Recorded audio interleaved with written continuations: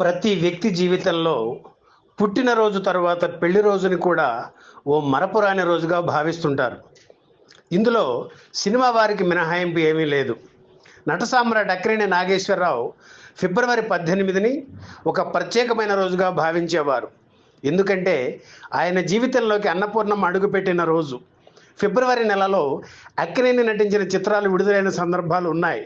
కానీ సుదీర్ఘమైన ఆయన కెరీర్లో పెళ్లి రోజున అంటే ఫిబ్రవరి 18న విడుదలైన చిత్రాలు రెండే రెండు. ఆశ్చర్యంగా ఉంది కదూ, కానీ అది నిజం. ఈ రెండు చిత్రాలకు దర్శకుడు దర్శకరత్న దాసరి నారాయణరావు కావడం మరో విశేషం. అక్కినేని దాసరి కాంబినేషన్లో రూపుదిద్దుకున్న ప్రేమాభిషేకం చిత్రం 1981 ఫిబ్రవరి 18న విడుదలయ్యింది. ఇది అక్కినేని కెరీర్లోనే బిగ్గెస్ట్ హిట్గా నిలిచింది.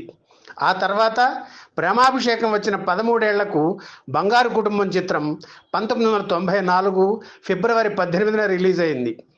అక్కినేని దాసరి కాంబినేషన్లో రూపుదిద్దుకున్న ఈ చిత్రం కూడా హిట్ అయ్యింది. ప్రేమాభిషేకం చిత్రానికి ఏఎన్ఆర్, బంగారు కుటుంబం చిత్రానికి కైకాల సత్యనారాయణ నిర్మాతలు కావడం గమనార్హం.